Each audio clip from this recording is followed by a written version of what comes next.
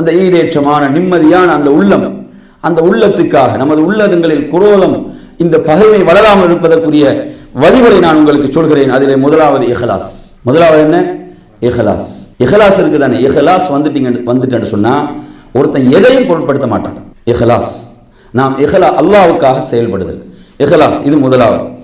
இரண்டாவது நீங்க எடுத்தீங்கன்னு சொன்னா, ஒரு அடியான் எப்போதும் தனது உள்ளத்தில் ரப்புடைய திருப்பொருத்தத்தை மாத்திரம் அவன் எதிர்பார்த்து செயல்படுவது. அவன் ரப்புடைய திருப்தி, ரப்புடைய திருப்பொருத்தம் மாத்திரம் தான் அவன் உள்ளத்தில் நிறைந்திருக்க வேண்டும். ரப்புடைய திருப்பொருத்தத்துக்காக மாத்திரம் அவன் செயல்படுதல், இது இதுல இரண்டாவது. மூன்றாவது எடுத்தீங்கன்னு சொன்னா, அதாவது குர்ஆனை நாம் அதை விளங்கியவார்களாக, அதை நாம் ஆய்வு செய்து விளங்கிய ஒரு முறையில் நாம் குர்ஆனை ஓதுதல்.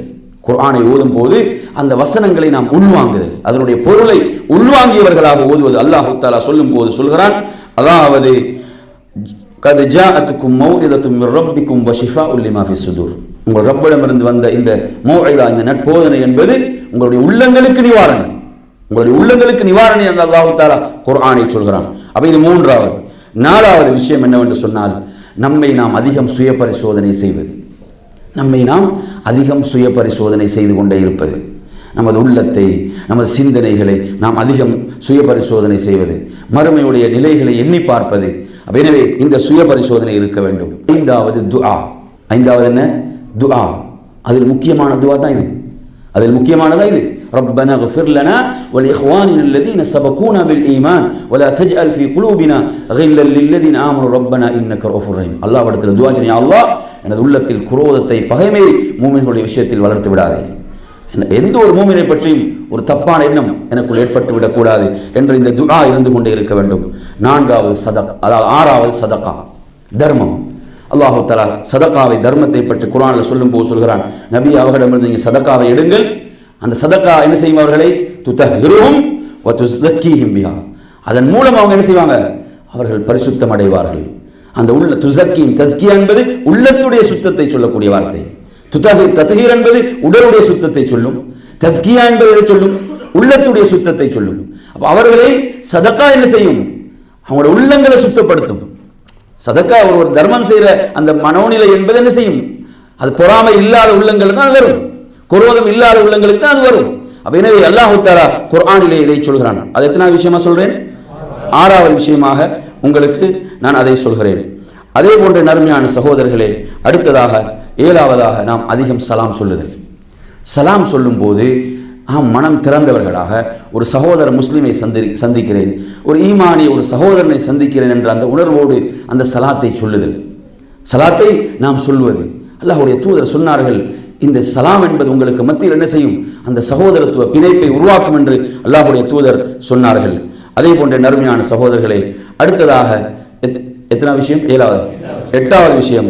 எட்டாவது விஷயத்தை பொறுத்தவரையில் நாம் அதிகமாக கேள்வி கேட்டுதல், அதே போன்று பிறருடைய குறைகளை துருவி துருவி ஆராய்தல் என்ற பகுதியை விடுதல்.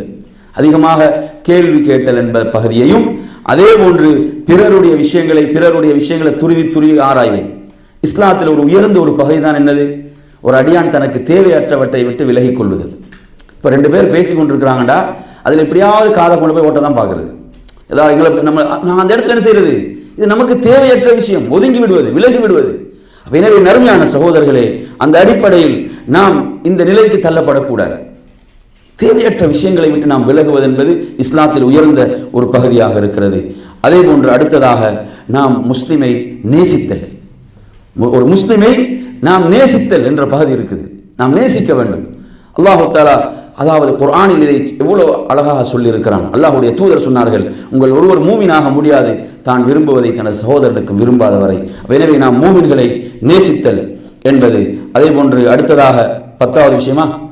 10வது விஷயம், அதாவது நாம் புறம் கோல் போன்றவைகளுக்கு நாம் கொடுக்காமல் இருப்பது. அதை நாங்கள் பொருட்படுத்தவே கூடாது.